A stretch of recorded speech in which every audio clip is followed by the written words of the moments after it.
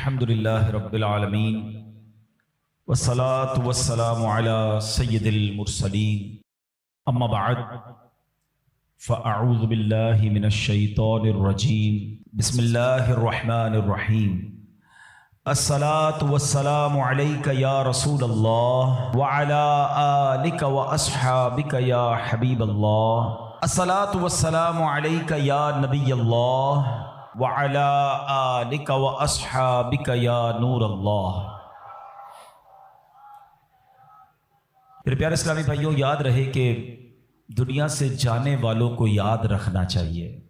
आहिस्ता आहिस्ता ये रस्म भी ख़त्म होती जा रही है, बात भी कम होती जा रही है। आप देखें कि कितने लोग हैं जिनके माँ बाप चले गए हैं और वो सोचें कि वो कितना उन्हें याद करते हैं। और जब ये बेरुखी ये दुनिया देखते हैं, ये नए रंगी ये दुनिया देखते हैं, लोगों का भूल जाना देखते हैं, तो मज़ीद दिल पर एक चोट लगती है कि यार जब मैं चला जाऊंगा, जब हम चले जाएंगे, थोड़े दिन तक, थोड़े महीनों तक, हो सकता है 1 आध साल तक कोई याद करेगा, उसके बाद किसी का कुछ रुकता नहीं है, दुनिया चलती रहती है। वो कहते ना, एक कब्र पर एक कुतबा लगा हुआ था, मुझे लगता था मैं अहम था और यही मेरा वहम था। हमें लगता है मैं बहुत अहम आदमी हूँ, मेरे जाने से बड़ा फ़र्क पड़ जाएगा, मैं नहीं होऊंगा तो बहुत लोगों को इम्पैक्ट क्रिएट होगा। ये भूल है हमारी। हाँ, दुनिया पहले से चल रही है और अब भी चलती रहेगी। अब तो और बेरुखी हो गई है। पहले चले लोग माँ बाप को, मरने वालों को बहुत याद करते थे। जैसे जैसे दिन गुजरते जा रहे हैं, लोगों के बस सिर्फ घर वाले, चूँकि वो बहुत क्लोज होते हैं, उनको शायद याद ज़्यादा रहता है। बाकी दोस्त, अहबाब, दुनिया वाले, थोड़े अरसे के बाद सबकी अपनी ज़िंदगी है, सबका अपना मामूल है। और ये हम सबको एहसास दिलाता है कि मैं और आप भी जाएंगे और फिर शायद दुनिया में याद करने वाला कोई नहीं होगा। लेकिन हम कुछ ऐसा करके क्यों ना जाएं कि कोई याद करे या ना करे, कोई सवाब पहुंचाए या ना पहुंचाए, मैं खुद ऐसा करके जाऊं कि मरने के बाद क़यामत तक मुझे खुद ही कब्र में सवाब मिलता रहे। असल अक्लमंदी ये है, जो दूसरों के आसरे पे जीते हैं ना कि मेरे मरने के बाद बच्चे इसाले सवाब करेंगे तो दोस्त करेंगे। भाई मैं खुद अपनी फिक्र खुद नहीं कर रहा तो मेरे मरने के बाद कौन मेरी फिक्र करेगा। हम सब की उम्र से छोटे लोग दुनिया से जा चुके हैं। कभी कब्रिस्तान जाकर चेक कर लेना, आपको छोटी सी कब्र भी मिलेगी। वो छोटी कब्र क्यों होती है? वो छोटा बच्चा होता है जो दुनिया से चला गया है। जवानों की कब्र भी मिलेगी, बूढ़ों की कब्र भी मिलेगी। हर एज का बंदा आपके जानने वालों में से दुनिया से गया होगा, मगर हम हैं कि गफलत का पर्दा हटता ही नहीं है, ख्याल आता ही नहीं है कि मुझे भी मरना है। शेर सारे बोलते हैं कि आगाह अपनी मौत से कोई बशर नहीं, सामान 100 बरस का है, पल की खबर नहीं। मगर इदराक नहीं है, जिंदगी के मामूलात में फ़र्क कोई नहीं पड़ता। बंदा कहे ना यार कि मुझे मौत की फिक्र हो गई है, अब मैं तैयारी करूंगा मौत की, मगर ज़बानी खर्च तो सारे ही करते हैं। किसी की मैयत पे जाएं तो ऐसी बड़ी बड़ी बातें लोग करते हैं, भाई अल्लाह की मर्जी थी, हर किसी को जाना है, अपने करनी का फल भुगतना है। लेकिन जो ये कह रहा है, क्या वो अपने आप से भी कहता है कि तुझे भी जाना है? तूने तैयारी कर ली जाने की? आज भी तो जा सकता है। ऐ मेरे प्यारे इस्लामी भाई, आज मैं चाहूँगा, ये मौजू भी लोगों को पसंद नहीं आता, मुझे अंदाज़ा है। यार कोई थोड़ी सी अच्छी अच्छी बातें करो, हम नारे लगाएं, हम झूमें। इस मौजू पर ज़्यादा बात करना भी लोगों को पसंद नहीं है। अजीब कहानी है, ऐसी हकीकत है मौत, ऐसी रियलिटी है मौत कि जिससे इनकार नहीं। देखिए, हमारे बहुत सारे मज़ाहिब से इख्तिलाफ है। कुछ मज़ाहिब हैं जो नबी पाक का मादअल्लाह इनकार करते हैं, कुछ कुरान को नहीं मानते, कुछ ऐसे लोग हैं जो अल्लाह को ही नहीं मानते हैं। कितने इख्तिलाफ हैं लोगों में, दुनिया भर में अलग अलग किस्म के रिलीजन हैं, दहरियत वाले लोग हैं, कम्युनिस्ट लोग हैं, अजीब अजीब लोग हैं जिनका आपस में हमारा बड़ा इख्तिलाफ है। मादअल्लाह कुछ लोग हमारे नबी को आखिरी नबी नहीं मानते। लेकिन एक हकीकत ऐसी है जो दुनिया का हर मजहब मानता है, दुनिया की हर कौम मानती है, दुनिया का हर बंदा, अक्लमंद हो या बेवकूफ हो, जनाब पढ़ा लिखा हो या जाहिल हो, मर्द हो या औरत हो, पाकिस्तानी हो या अमरीकी हो, all around the world everybody must acknowledge that. वो क्या है? वो सब मानते हैं कि मौत आकर रहेगी। کسی کا اختلاف نہیں ہے، کوئی مذہب، کوئی آپ کو دنیا کی قوم ایسی نہیں ملے گی جو کہے نہیں جناب ہمارا ہم نہیں مانتے موت آئے گی. ایوری بڈی، ہر بندہ مانتا ہے. کتنی کمال کی ریئلٹی ہے. اچھا سارے لوگ یہ بھی مانتے کہ پتہ نہیں کب آئے گی. ایک تو ہونا کہ بھائی کچھ لوگ کہتے ہیں ہاں موت آئے گی مگر ہم کو پتا ہے. نوبڈی نوز، کسی کو بھی نہیں پتا کب آئے گی. یہ پتا ہے آئے گی اور بچ کوئی نہیں سکتا. یہ ایسی ریئلٹی ہے مگر پھر بھی اس پر بات کرنے کے لیے کوئی تیار نہیں ہے. ذرا چار دوست مل کر موت پہ بات کرے کہ یار کوئی اور بات کرو یار. کمال ہے آپ نے اور میں نے 1 مہینے بعد لاہور جانا ہو، 2 مہینے بعد یورپ جانا ہو، کسی کو بھی جانا ہو، وہ ابھی سے باتیں شروع کر دیتے ہیں. یار کیسے جائیں گے، فلائٹ کیسی ہوگی، ٹرین کا ٹکٹ ملے گا کہ نہیں، وہاں جہاز، وہاں کرنسی کون سی چلے گی. اچھا صرف نیت کی ہے اور باتیں شروع، ڈسکشن شروع، مشورے شروع. جب تک جائیں گے نہیں روز باتیں کریں گے. ادھر جانا نہیں جانا پتہ نہیں ہے مگر تم روز بات کر رہے ہو. جدھر جانا کنفرم ہے اور کب جانا یہ بھی نہیں پتا. آج بھی جا سکتے ہو، اس کے لیے کوئی بات نہیں کرے گا، اس کے لیے کوئی ڈسکشن نہیں، اس کے لیے کوئی تیاری نہیں. سوچئے. چلے آپ کہتے ہیں یار یہ دعوت اسلامی والے موت پر بہت بات کرتے ہیں، آخرت پر بہت بات کرتے ہیں، بہت ڈراتے ہیں. چلو بھائی ہم اور آپ موت پر بات نہیں کرتے. ہم بات نہیں کریں گے تو کیا مرنے سے بچ جائیں گے؟ اس حقیقت سے نکل جائیں گے؟ آنکھیں بند کرنے سے مصیبت جاتی نہیں، فیس تو کرنا ہی پڑے گا. تو آج انشاءاللہ مختصر سے وقت میں ہم سب کی زندگی کی سب سے بڑی جو حقیقت ہے نا وہ ہے موت. آج اس پر کچھ بات کرتے ہیں. اللہ کرے کہ آج کا بیان ہم سب کے دلوں سے غفلت کا پردہ ہٹائے اور ہم اپنی موت کی تیاری کرنے کی کوشش میں لگ جائیں. امام محمد غزالی علیہ رحمۃ اللہ الوالی لکھتے ہیں کہ بنی اسرائیل کا ایک بڑا مغرور شخص تھا، بڑا ایروگنٹ تھا، بڑا اس کا کر و فر تھا. ایک بند کمرے میں بیٹھا تھا. اچانک ایک شخص کمرے میں داخل ہوا اور اس مغرور شخص کی طرف لپکا. تو وہ بڑا تکبر والا آدمی تھا، وہ بڑا غصے میں آ گیا اور کہتا کہ تم ہو کون؟ میرے کمرے میں آ کیسے گئے؟ تمہیں آنے کی اجازت کس نے دی؟ تم جانتے نہیں میں کون ہوں؟ تو جو اندر آنے والا شخص تھا وہ کہتا ہے مجھے اس گھر کے مالک نے اجازت دی ہے اور میں وہ ہوں جسے کوئی دربان روک نہیں سکتا. میں وہ ہوں جس کو کسی سے اجازت لینے کی ضرورت پڑتی نہیں ہے.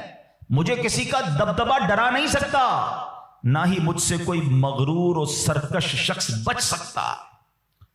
اب جیسے ہی یہ باتیں سنی نا تو مغرور شخص جو تھا وہ ڈرنے لگا، وہ کانپنے لگا، وہ گھبرا گیا. وہ کہتا ہے کہ آپ تو ملک الموت معلوم ہوتے ہیں، کیونکہ جس کو کوئی نہیں روک سکتا، جس کو کسی کی اجازت کی ضرورت نہیں ہے، جس کو کسی کا دبدبا کرو فر ریزسٹ نہیں کر سکتا، وہ ملک الموت کے سوا تو کوئی نہیں. لگتا ہے آپ ملک الموت ہیں؟ تو فرماتے ہاں میں ملک الموت ہوں. اب وہ شخص تو بڑا گناہگار تھا، وہ رونے لگا، چیخنے لگا کہ حضور تھوڑی سی مہلت دے دیں، کچھ نیکیاں کر لوں، توبہ کر لوں، اللہ کو راضی کر لوں، ابھی میری روح قبض نہ کریں. ہائے ہائے. ملک الموت فرماتے تمہاری سانسیں پوری ہو گئی ہیں، اب تمہیں کوئی ٹائم نہیں ملے گا. اگر تم نے، وہ پوچھتا ہے حضور مجھے کہاں لے جایا جائے گا مرنے کے بعد؟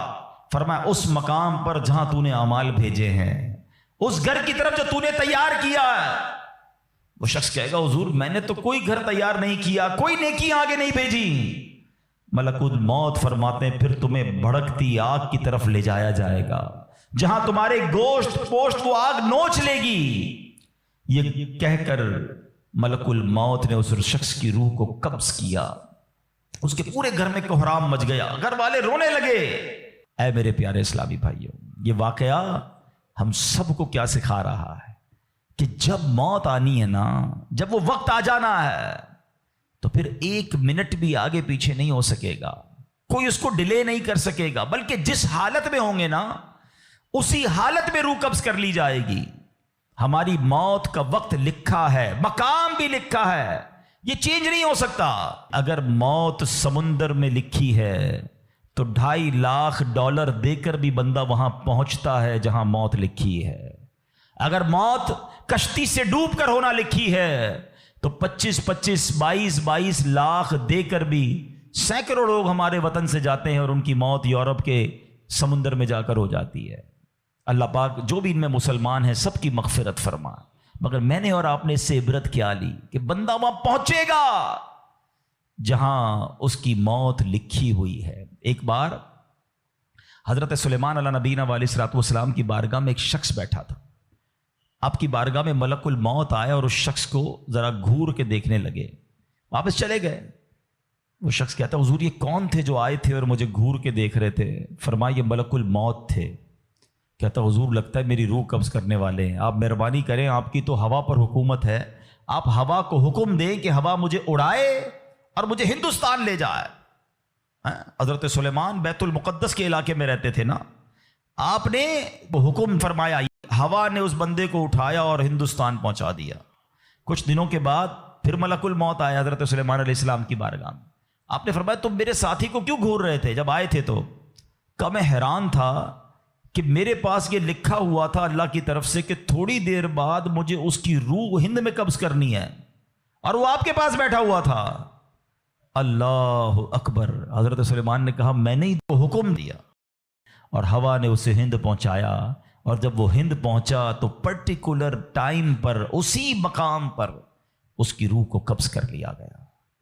ہائے ہائے ہائے، یہ ہے میری اور آپ کی حقیقت۔ دوڑتے رہتے ہیں، بھاگتے رہتے ہیں، پلاننگ ہے کہ ختم نہیں ہو رہی، فکریں ہیں کہ ختم نہیں ہو رہی، ہر وقت بیٹھے ہیں اگلا پلان کیا ہے، 5 سال کا، 10 سال کا، ایک دکان ہے تو 2 دکانیں، ایک گھر ہے تو 2 گھر، بڑا گھر، ہوادار گھر ہے، نوکری ہے تو کاروبار کرنا ہے، ملک سے باہر جا کر جناب پیسے کمانے، یہی سوچ ہے بس۔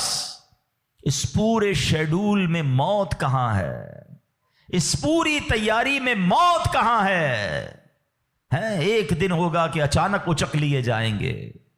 سیٹھ جی کو فکر تھی ایک ایک کے 10 کیجئے، موت آ پہنچی کہ حضرت جان واپس کیجئے۔ اور آپ کو پتہ ہے جس عالم میں اور آپ ہوں گے، بڑی میں اہم بات کرنے جا رہا ہوں، یہ آپ نے دیکھا نا کہ حضرت سلیمان نے حکم فرمایا تو ہند پہنچا، کوئی کشتی میں تھا اس کی موت وہاں تھی، کوئی سمندر پانی کے اندر ہزاروں فیٹ نیچے جانا تو اس کی موت وہاں لکھی تھی۔ اس کا مطلب تو یہ ہوا کہ میں کہیں بھی کسی بھی مقام پر مر سکتا ہوں، میری موت پتہ نہیں کہاں لکھی ہے۔ اب ذرا غور کیجئے، ہم سب پتہ ہے کیا چاہتے ہیں کہ موت کے وقت ہم سجدے میں ہوں، چاہتے ہیں نا اللہ کرے اللہ کے گھر میں موت آئے، کلمہ پاک پڑھتے ہوئے موت آئے، تلاوت قرآن کرتے ہوئے موت آئے، نبی پاک پر درود پڑھتے ہوئے موت آئے، اللہ ایسا کرم کر دے کہ مدینہ منورہ میں موت آئے، گنبد خضرا کے سامنے موت آئے۔ یہی تصورات ہے نا، ایک مسلمان چاہتا یہی ہے کہ یار موت آئے تو کسی اچھے عالم میں ہو، کسی بڑی خوبصورت باوضو نیکی کرتے کرتے دنیا سے جاؤں، تمنا تو سب کی یہ ہے۔ اچھا مجھے ایک بات کا جواب دیں، یہ کیسے ممکن ہے کہ کوئی بندہ صبح سے شام تک نماز نہ پڑھے اور کہے موت سجدے میں آئے، صبح سے شام تک مسجد میں نہ آئے اور تمنا یہ کر رہا ہے کہ مسجد میں موت آئے، باوضو رہتا ہی نہیں ہے تو کیسے امید رکھ رہا ہے کہ باوضو موت آئے، قرآن کھول کر پڑھتا ہی نہیں ہے تو کیسے امید کر رہا ہے کہ تلاوت کرتے کرتے موت آئے۔ جو صبح و شام گالیاں دیکھتا ہے کیا اس کو ڈر نہیں لگتا کہ گالی دیتے دیتے موت آ سکتی ہے؟ جو شراب پیتا ہے اس کو ڈر نہیں لگتا کہ شراب کے نشے میں موت آ سکتی ہے؟ جو بدکاری کرتا ہے اس کو ڈر نہیں لگتا کہ بے حیائی اور بدکاری کرتے ہوئے موت آ سکتی ہے؟ جو تاش کھیلتا ہے، جوا کھیلتا ہے، اس کو ڈر نہیں لگتا کہ مرتے اسی وقت میں تاش کھیل رہا ہوں گا اور مجھے موت آ گئی، تو میں نشہ کر رہا ہوں مجھے موت آ گئی، میں بے حیا اور بدکاری کہ بری بری باتیں ٹیلی فون پر ساری رات کر رہا ہوں، اس وقت موت آ گئی۔ ملک الموت کو منع نہیں کر سکو گے کہ میں غلط کام کر رہا ہوں، ٹائم دے میں توبہ کر لوں، نہیں۔ جو سجدے میں ہوگا وہ سجدے میں اٹھایا جائے گا، جو درود پڑھتے پڑھتے جائے گا وہ درود پڑھتے پڑھتے اٹھایا جائے گا۔ سوچے وہ جو شراب میں جائے گا، نشے میں جائے گا، ادھر کیسے اٹھایا جائے گا؟ اب اس کا آسان حل پتہ ہے کیا ہے؟ کہ بندہ زندگی ایسے گزارے کہ جس حال میں مرنا نہیں چاہتا نا وہ کام چھوڑ دے۔ عقل بندی یہ ہے کہ اپنے دن کا شیڈیول ایسا بنائے کہ میں وہ کام ہی نہ کروں جس میں مرنا نہیں چاہتا، ورنہ میں روک نہیں سکوں گا موت کو۔ آپ چاہتے ہیں اچھی موت ہو؟ میں بتاتا ہوں کس کی اچھی موت آ سکتی ہے۔ جو ماشاءاللہ 5 ٹائم پابندی سے نماز پڑھتا ہے، جو روزانہ تلاوت قرآن کرتا ہے، جو بار بار تسبیح نکال کر تسبیح بھی پڑھتا ہے، درود بھی پڑھتا ہے، جو دکان پر بھی جاتا ہے تو نماز کا ٹائم ہو تو نماز کے لیے کھڑا ہو جاتا ہے، جو حلال روزی کماتا ہے، جو گناہوں سے اپنے آپ کو بچاتا ہے، ارے اس کی تو 24 گھنٹے میں کبھی بھی موت آنی ہے، سبحان اللہ۔ وہ رات کو سوتا ہے تو باوضو سوتا ہے، اس نیت سے سوتا ہے کہ فجر میں اٹھنا ہے، رات کو بھی جائے گا تو انشاءاللہ شہید کا مرتبہ پائے گا، دن میں کسی وقت موت آئے گی تو کوئی اچھا ہی کام کر رہا ہوگا نا۔ اب آپ سوچ لیں کس عالم میں مرنا ہے۔ اچھا ایک اور دل پر چوٹ کرنے والا جملہ سن لو، کون کون چاہتا ہے مرتے وقت زبان پر کلمہ طیبہ جاری ہو؟ ہائے ہائے، فضیلت پتہ ہے کیسی ہے؟ حدیث پاک میں آتا ہے جس کی زبان پر، حدیث کا مضمون ہے، آخری کلمہ لا الہ الا اللہ ہوگا، دخل الجنہ، وہ جنت میں داخل ہو جائے گا۔ ہم ہر مسلمان چاہتا ہے، ٹھیک ہے؟ آپ سب نے ہاتھ اٹھایا کہ آپ سب چاہتے ہیں مرتے وقت کلمہ پاک زبان پر ہو۔ اب ہاتھ نہیں اٹھانا، آپ سے پوچھ رہا ہوں، اپنے آپ سے ہی پوچھ رہا ہوں، آج پورے دن میں کتنی بار کلمہ پڑھا ہے؟ اس پورے ہفتے میں کتنی بار کلمہ پڑھا ہے؟ عجب کہانی ہے ہماری، یقین کریں عجب کہانی ہے۔ مرتے وقت سب کو کلمہ چاہیے، زندگی میں کلمہ پڑھنے کا ٹائم نہیں ہے۔ اللہ اکبر۔ سکرات کو جانتے ہو کیسا ہوگا؟ زبانیں سخت ہو جائیں گی، بندہ اتنی تکلیف میں ہوگا کہ کوئی لفظ ہی نہیں نکلتا منہ سے۔ ہمارا تو بخار میں لفظ نہیں نکلتا، سکرات کی کیا بات کروں میں؟ جس وقت زبانیں بھاری ہوں گی کلمہ کیسے ادا ہوگا جب تم نے زبان کو عادی نہیں بنایا؟ ہاں، ایک بزرگ کا بڑا پیارا قول میں نے سنا تھا، وہ فرماتے ہیں اپنی زبان کو کلمے کا عادی بناؤ، جس وقت سکرات کا عالم ہوگا زبان بھاری ہوگی اس وقت بھی کلمہ جاری ہو جائے گا۔ مبارک ہونے جو روز کلمہ پاک، کم از کم ایک تسبیح تو پڑھ لیا کرے یار۔ 100 بار کلمہ پڑھنے میں دیری کتنی لگتی ہے؟ کلمہ پاک اچھا، افضل الذکر، حدیث پاک میں کہا گیا سب سے بہترین ذکر جو ہے وہ لا الہ الا اللہ ہے۔ کتنا کرتے ہیں ہم؟ سوچے نا، ہم اب اپنے آپ کو کتنا دور رکھے ہوئے ہیں اپنی موت کی تیاری سے، اپنی آخرت کی تیاری سے، اپنی قبر کو روشن کرنے کی تیاری سے۔ نہ کریں میرے پیارے اسلامی بھائیوں ایسا۔ صرف دنیا نہیں ہے، ہم اس دنیا میں آئے ہیں نا، قرآن کہتا ہے، سورہ ملک پڑھتے رہتے ہو نا، قرآن میں رب کیا فرماتا ہے؟ الذی خلق الموت والحیات لیبلوکم ایکم احسن عملا۔ اللہ اکبر۔ اس میں کیا فرمایا رب نے؟ جس نے موت اور زندگی پیدا کی کہ تمہاری جانچ ہو کہ تم میں کس کا کام زیادہ اچھا ہے۔ میں اور آپ جو آئے نا دنیا میں، واٹ از دا ریزن؟ موت اور زندگی کو پیدا کرنے کا مقصد یہ ہے کہ چیک کیا جائے کون اچھے کام کر کے آتا ہے۔ یعنی آسان لفظوں میں ہم سب کو امتحان کے لیے بھیجا گیا ہے۔ ہم اس دنیا میں آئے ہیں، ہمارا ٹیسٹ ہو رہا ہے۔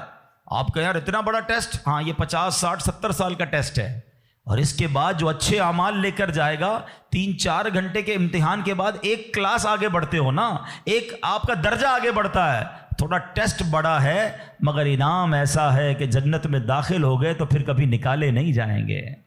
ہاں، قرآن کہتا ہے ہم فیہا خالدون، ہمیشہ ہمیشہ جنت میں رہیں گے۔ اگر جنت میں جانا ہے تو یہ ٹیسٹ پاس کرنا ہے۔ یاد رکھیے، صحابی رسول حضرت طارق محاربی رضی اللہ تعالیٰ فرماتے ہیں، اللہ پاک کے آخری نبی صلی اللہ تعالی وسلم نے مجھے نصیحت کرتے ہوئے فرمایا، یا طارق استعد للموت قبل الموت، اے طارق مرنے سے پہلے موت کی تیاری کر لو۔ ہاں، یہ نبی پاک نے فرمایا۔ اچھا، میں ایک سوال کرنا چاہتا ہوں، اگر میں آج آپ سے ایک سوال کروں کہ ہم میں سے کسی کو پتہ چل جائے کہ کل کا دن آپ کی زندگی کا آخری دن ہے اور کل رات آپ دنیا سے چلے جائیں گے، ایک دن ہے آپ کے پاس، ایک مسلمان اس ایک دن کو کیسے گزارے گا؟ سچ بتائیے، کیا وہ کل دکان پہ جا کے کاروبار کرے گا؟ کیا وہ کل جا کے پیسے ڈبل کرنے کی کوشش کرے گا؟ کیا وہ کل جا کے فرنیچر مارکیٹ میں فرنیچر بنوائے گا؟ یا کل جا کے معاذ اللہ دوستوں کے ساتھ فلم دیکھنے کا چاہے گا، چلو یار آخری دن ہے ذرا موج مزے کر لوں؟ یہ کیا کرے گا؟ اگر عقل مند مسلمان ہوا تو ایک دن ہے تو مسجد میں گزارے گا، تلاوت میں گزارے گا، توبہ میں گزارے گا، ذکر و اذکار میں گزارے گا، ہیں اللہ پاک سے معافی میں گزارے گا، کیونکہ آخری دن ہے۔ یہی کرو گے نا اگر پتہ چل جائے؟ مجھے بتاؤ، کیا ہمیں پتا ہے ہمارا آخری دن ہے کہ نہیں ہے؟ ہمیں تو کل کی بات چھوڑے آج رات کا نہیں پتا ہے، تو پھر کیوں تیاری نہیں کر رہے؟ پتا چل جائے تو تیاری کریں گے۔ میں تو پہلے ہی بتا رہا ہوں آپ کو، آپ میں سے کتنے لوگ بیٹھے جن کو پتا ہے کل صبح تک زندہ رہیں گے؟ مجھے بھی نہیں پتا، آپ کو بھی نہیں پتا۔ جب پتہ ہی نہیں ہے تو پھر کیوں تیاری نہیں کر رہے؟ پھر کیوں توبہ نہیں کر رہے؟ پھر کیوں حرام کی طرف ہم جاتے ہیں؟ خدا را یاد رکھیے میرے پیارے اسلامی بھائیوں، قبر میں جا کر اتنا پچھتاوا ہوگا گناہ گار کو، بلکہ روایتوں میں آتا ہے پیارے آقا علیہ الصلوۃ والسلام نے فرمایا جس کا مضمون ہے مرنے کے بعد نیک بھی پچھتائے گا، گناہ گار بھی پچھتائے گا۔ عرض کی حضور گناہ گار پچھتائے گا یہ تو سمجھ آتا ہے، نیک کیوں پچھتائے گا؟ فرمایا گناہ گار تو گناہ کی وجہ سے پچھتائے گا، حدیث کا خلاصہ ہے۔ فرمایا نیک اس لیے پچھتائے گا جب وہ آخرت میں نیکیوں کا اجر دیکھے گا نا، تو وہ کہے گا کاش میں اور نیکیاں کر لیتا، وہ جو فضول ٹائم ضائع کیا تھا اس میں اور اللہ کا ذکر کرتا، اور نوافل پڑھتا، اور عبادت کرتا۔ تو یقین جانیے میرے پیارے اسلامی بھائیوں، یہ زندگی، یہ جو ہماری سانسیں چل رہی ہیں نا، ابھی چانس ہے ہمارے پاس، جتنی نیکیاں کرنی ہے کر لیں۔ جس دن سانس بند ہوئی نا، اس دن عمل نہیں ہوگا، اس دن جزا ملے گی۔ آج دار العمل ہے، today is the time of action and tomorrow is the time of accountability. اس دن صرف جزا ہوگی، یا تو آپ کو اللہ نہ کرے گناہوں کی وجہ سے کسی کو سزا ملے گی، یا نیکیوں کا اجر ملے گا۔ آج وقت ہے نیکیاں کرنے کا۔ قبر میں اتارے جانے کے بعد کوئی چانس نہیں ہوگا۔ اچھا آپ کو پتا ہے جب قبر میں بندہ جاتا ہے، کسی کا بھی انتقال ہوتا ہے، تو گھر والے کیا کہتے ہیں، خاندان والے کیا کہتے ہیں؟ میت نے پیچھے کیا چھوڑا ہے؟ آپ کو پتا ہے فرشتے کیا کہتے ہیں؟ میت نے آگے کیا بھیجا ہے۔ اصل یہ بات سمجھ لیجئے گا، ہم نے آگے کیا بھیجا ہے۔ خوش نصیب ہیں وہ لوگ جو آگے بھیج کر تیاری کر رہے ہیں۔ وہ ایک واقعہ کئی بار بیانات میں آپ نے سنا ہوگا کہ ایک بادشاہ تھا اور اس نے اپنی سلطنت میں ایک بڑا عجیب سا مقابلہ کروایا۔ بادشاہ آدمی تھا، جو اس کے دماغ میں، اس نے کہا ذرا چیک کرو میری سلطنت میں سب سے بڑا بے وقوف کون ہے۔ سارے بے وقوفوں کو جمع کیا گیا، بے وقوفوں کا ٹیسٹ لیا گیا، وزیروں نے ایک بندے کو سلیکٹ کیا کہ بادشاہ سلامت یہ بندہ سب سے بڑا بے وقوف، سب سے بڑا بے وقوف کا چیک کر لیا، کا چیک کر لیا۔ بادشاہ سلامت نے اپنی سونے کی ہیرے کی مالا اتاری اور اس کو پہنائی، کا تمہارا یہ انعام۔ وہ بے وقوف گھر چلا گیا خوشی خوشی۔ تھوڑے دنوں بعد اس بے وقوف کو پتا چلا کہ بادشاہ سلامت بہت بیمار ہے۔ تو جو بے وقوف آدمی تھا وہ کہتا ہے اچھا بادشاہ بیمار ہے، چلو چلتے ہیں بادشاہ سے مل کے آتے ہیں۔ بادشاہ سلامت کے پاس گیا، واقعی بہت بیمار تھا۔ کہا بادشاہ سلامت خیر تو ہے، کیا ہو گیا آپ کو؟ بادشاہ کہتا ہے بس اب تو لگتا ہے زندگی اینڈ پر ہے، اب کہیں اور دوسری دنیا میں جانے کا وقت آ گیا۔ تھا تو بے وقوف نا۔ کہتا ہے آپ کہیں اور جا رہے ہیں؟ کہاں میں یہ دنیا چھوڑ کر دوسری دنیا میں جا رہا ہوں۔ تو کہا اب میں دیکھ رہا ہوں آپ کا بہت بڑا گھر ہے، زبردست بیڈ رومز ہیں، آپ جدھر جا رہے ہیں ادھر گھر بنا لیا؟ تو بادشاہ کہتا ہے ادھر تو میں نے کوئی جھوپڑی بھی نہیں بنائی ہے۔ اچھا بادشاہ سلامت آپ کے پاس تو کتنا سونا، کتنے ہیرے، آپ نے مجھے بھی تحفہ دیا، ادھر پیسے بھجوا دیے جہاں آپ جا رہے ہیں۔ تو کہتا ہے میرے پاس تو وہ پھوٹی کوڑی بھی نہیں ہے۔ کہ بادشاہ سلامت میں دیکھ رہا ہوں آپ کے خاندان، آپ کے گھر کے باہر خادم، خادمائیں، کنیزیں، غلام، بہت سارا اسٹاف ہے آپ کا، جدھر جا رہے ادھر خادم بھجوایا آپ نے؟ بادشاہ کہتا ہے ادھر میرا کوئی خادم نہیں بھجوایا میں نے۔ وہ بیوقوف پتہ کیا کرتا ہے، اپنی مالا اتارتا ہے اور بادشاہ کے گلے میں ڈالتا ہے۔ کہتا ہے بادشاہ سلامت پھر مجھ سے بڑے بے وقوف تو آپ ہوئے نا، آپ کو پتا ہے کہ آپ کے کہیں اور جا رہے ہیں، نہ گھر بنایا، نہ پیسے بھجوائے، نہ خادم بھجوائے، تو مجھ سے بڑے بے وقوف تو آپ ہوئے نا۔ یہ ہے تو بظاہر واقعہ، مگر یہ ہم سب کے لیے لیسن نہیں ہے۔ آپ سے اور مجھ سے کوئی پوچھتا ہے گھر کہاں ہے، کوئی کہتا ہے رنچوڑ لائن میں، کوئی کہتا ہے گارڈن میں، کوئی کہتا ہے کلفٹن میں۔ جنت میں گھر ہے کہ نہیں؟ ادھر گھر بنایا کہ نہیں بنایا؟ ادھر کدھر رہو گے؟ ادھر نرم بستر کے بغیر جس کو نیند نہیں آتی، رات کو پنکھا نہ چلے تو بے چین ہو جائے، یو پی ایس لگائے، جنریٹر لگائے، تھوڑے پیسے آئے تو اے سی لگایا۔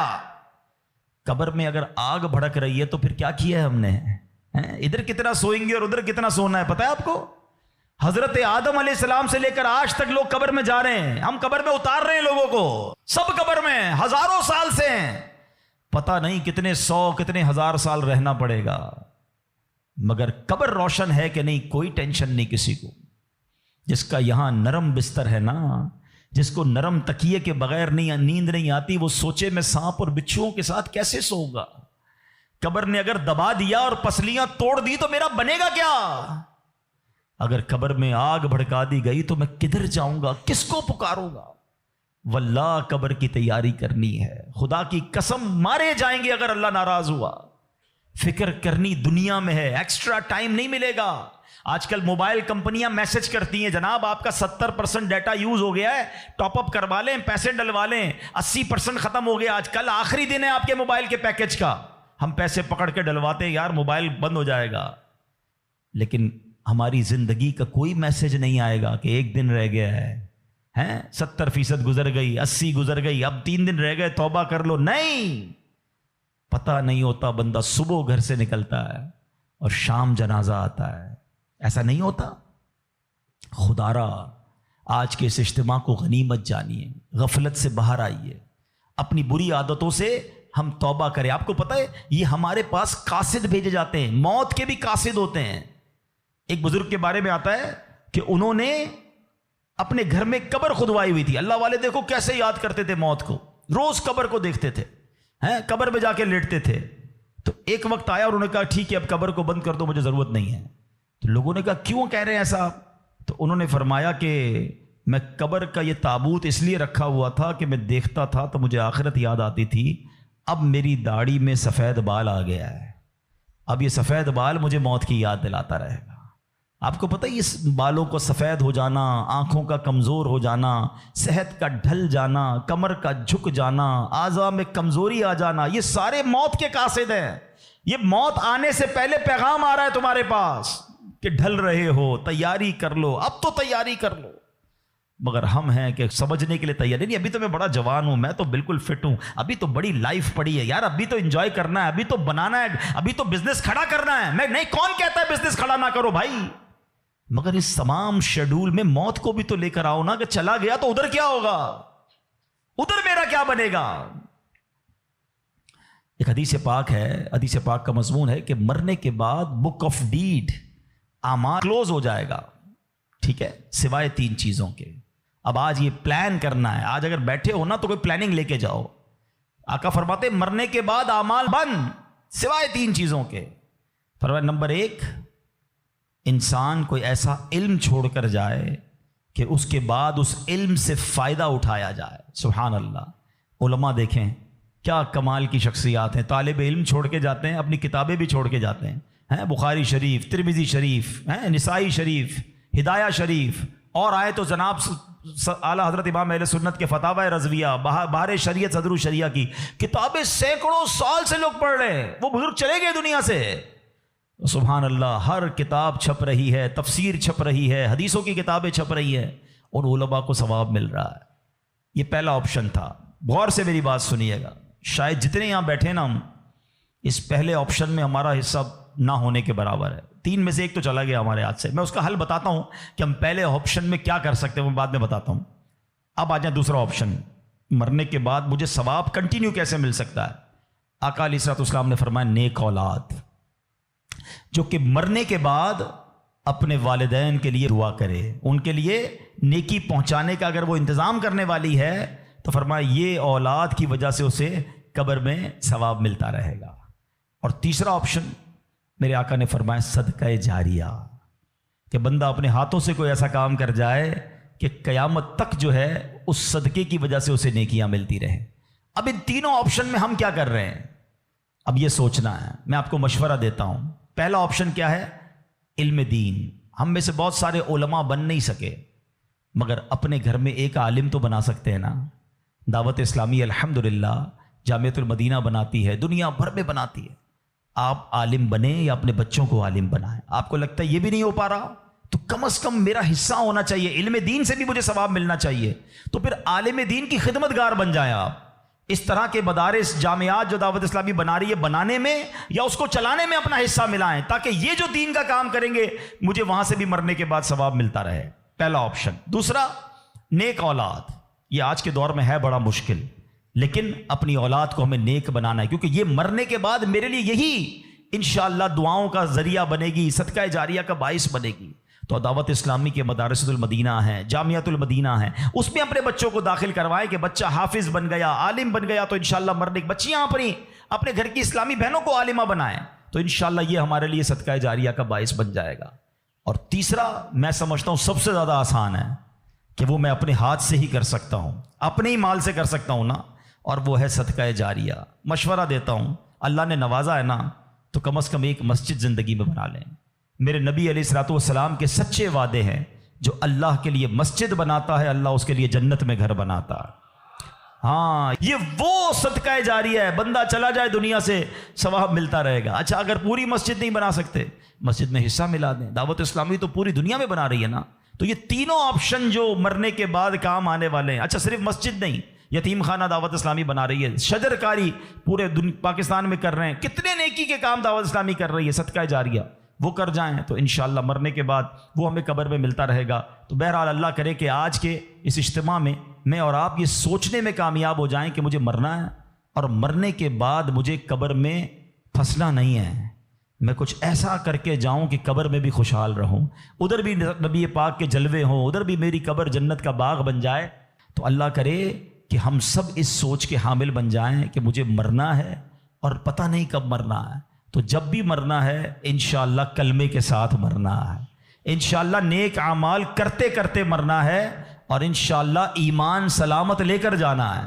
تو اس کے لیے زندگی اچھی گزارنی ہوگی۔ اگر میرا کوئی بھائی بے نمازی یہاں بیٹھا ہے، اگر میرا بھائی کوئی بری عادتوں میں گرفتار بیٹھا ہے، تو میری گزارش ہے کہ آج پکی سچی نیت کر لیں۔ دیکھیں یہ دنیا کے معاملات تو چلتے ہی رہیں گے، نماز قضا نہیں ہونی چاہیے۔ پکی سچی نیت کریں کہ آج کے بعد ہماری کوئی نماز قضا نہیں ہوگی، آج کے بعد حرام روزی کے قریب بھی نہیں جائیں گے، شراب اور نشے سے ہمیشہ دور رہیں گے، اور اپنی موت کی تیاری کرنے کی کوشش کریں گے۔ ہاں، دعوت اسلامی والوں سے وابستہ رہیے، الحمدللہ کمال کا ماحول ہے، بار بار آخرت یاد دلاتا ہے، بار بار موت یاد دلاتا ہے، تاکہ ہمیں یاد رہے، ہم بھول نہ جائیں اور اس کی تیاری میں مصروف رہیں۔ اللہ پاک ہم سب کو اپنی آخرت کی فکر کرنے اور صدقہ جاریہ والے کام کرنے کی توفیق عطا فرمائے، آمین بجاہ النبی الامین صلی اللہ تعالی علیہ وسلم۔ الحمدللہ رب العالمین والصلاة والسلام علی سید الانبیاء والمرسلین والصلاة والسلام علی خاتم النبیین یا ارحم الراحمین یا ارحم الراحمین یا ارحم الراحمین یا ربنا یا ربنا یا ربنا یا ربنا یا ربنا یا اللہ یا رحمان یا رحیم۔ ہمارے صغیرہ کبیرہ گناہوں کو معاف فرما، ہمارے ماں باپ کی، نبی پاک علیہ الصلوۃ والسلام کی ساری امت کی بخشش فرما۔ اے کریم ہمیں نیک بنا دے، پرہیزگار بنا دے، سچا عاشق رسول بنا دے۔ اے اللہ ہماری دنیا بھی اچھی کر دے، ہماری آخرت بھی اچھی کر دے۔ اے اللہ جب نے موت کی تیاری کے بارے میں سنا ہے، اے اللہ اب تک تو ایسے اعمال کیے نہیں کہ مرنے کے بعد ہمیں ایسا محسوس ہو کہ تجھے راضی کرنے والے کام کر لیے ہوں۔ اے اللہ گناہ ہی گناہ ہیں، کرم کر دے، پچھلے گناہ معاف فرما دے، آئندہ جو رہ گئی ہے وہ اچھی گزار دے۔ اے اللہ نیکیوں والی، سنتوں والی، اے اللہ تیری فرما برداری والی زندگی ہم سب کو عطا فرما۔ حرام بولنے سے بچا لے، حرام دیکھنے سے بچا لے، حرام سننے سے بچا لے، حرام کھانے سے بچا لے، اپنے پسندیدہ بندوں میں ہمیں شامل فرما لے۔ اے اللہ مرنا تو ہم نے ہے ہی، یہ ہمارا ایمان بھی ہے، ہم مانتے بھی ہیں، مگر مولا تیرے دربار میں دعا ہے کہ مرتے وقت اے اللہ ہمیں مدینے پہنچا دینا۔ اے اللہ جب تک زندہ رہیں اے اللہ تیرے در کے سوا کسی کا محتاج نہ کیجیو۔ زندگی کی آخری نماز جو پڑھیں وہ مسجد نبوی میں کھڑے ہو کر ادا کریں، اور اے رب کریم پھر آقا کے جلووں میں، آقا کے قدموں میں نبی پاک کے دیدار کرتے ہوئے ایمان اور عافیت والی ہمیں مدینے والی موت نصیب فرما۔ نجم کی اے خدا آرزو ہے یہی، عاشق زار کی آبرو ہے یہی، موت کے وقت سر ان کے قدموں میں ہو، دید ہوتی رہے دم نکلتا رہے، دید ہوتی رہے دم نکلتا رہے۔ ہے تمنا عطار یا رب ان کے جلووں میں یوں موت جھوم کر جب گرے میرا لاشا، تھام لے بڑھ کے شاہ مدینہ۔ اے کریم مولا ہمیں ایمان والی موت عطا فرما، لمحہ بھر بھی ہمارا ایمان ہم سے دور نہ ہو۔ اے پروردگار ہمیں ایمان کی استقامت نصیب فرما دے۔ اے اللہ جتنے بیمار ہیں انہیں شفا عطا فرما، قرض داروں کے قرضے اتر جائیں، بے اولادوں کو نیک اور صالح اولاد عطا فرما۔ اے اللہ روٹھوں کو منا دے، بچھڑوں کو ملا دے۔ اے کریم، اے پروردگار، تو سب کے نام بھی جانتا ہے، کام بھی جانتا ہے۔ اے اللہ سب کی جھولیاں بھر دے، سب کی مرادیں پوری کر دے۔ اے پروردگار عالم، تیرے خزانوں میں کمی نہیں۔ جو تڑپ رہے ہیں انہیں کعبہ دکھا دے، جو مچل رہے ہیں انہیں مدینہ دکھا دے۔ اے اللہ جلدی جلدی حرمین طیبین کی حاضریاں ہم سب کو نصیب فرما۔ اے اللہ باعافیت، با ذوق اور مقدس اور مقبول حاضریاں ہم سب کو نصیب فرما۔ اے اللہ حضرت یونس علیہ السلام نے مچھلی کے پیٹ کے اندھیرے میں جن الفاظ کے ذریعے تجھے پکارا تھا، ہم بھی تجھے پکارنے جا رہے ہیں۔ اے اللہ گناہوں کے اندھیرے سے نکال کر نیکیوں کے نور میں داخل فرما دے، غموں کے اندھیرے سے نکال کر خوشیوں کے نور میں داخل کر دے۔ اے اللہ ہمیں ظلمت سے نکال کر ہمیں نور میں داخل کر دے۔ آئیے مل کر پڑھیے، لا الہ الا انت سبحانک انی کنت من الظالمین، لا الہ الا انت سبحانک انی کنت من الظالمین، لا الہ الا انت سبحانک انی کنت من الظالمین۔ اے رب کریم ہمارے وطن عزیز پاکستان کی خیر فرما، اندرونی بیرونی سازشوں سے محفوظ فرما۔ اے اللہ ہماری دعوت اسلامی کو ترقیاں اور عروج عطا فرما۔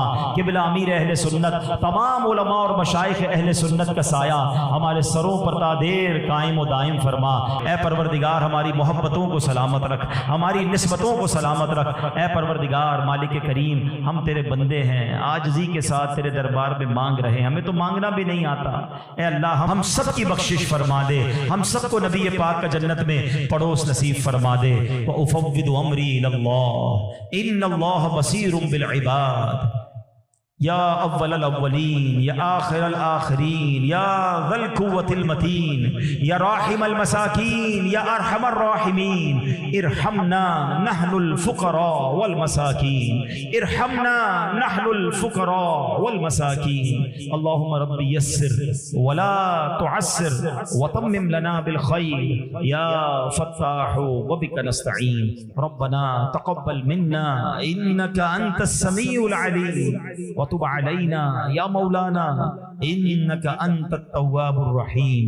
ببرکۃ ان اللہ وملائکتہ یصلون علی النبی یا ایھا الذین آمنوا صلوا علیہ وسلموا تسلیما۔ اللہم صل علی سیدنا ومولانا محمد طب القلوب ودوائها وعافیة الابدان وشفائها ونور الابصار وضیائها وعلى آلہ وصحبہ وبارک وسلم۔ جب دم واپسی ہو یا اللہ، سامنے ہو روضہ رسول اللہ اور لب پہ ہو لا الہ الا اللہ۔ میرے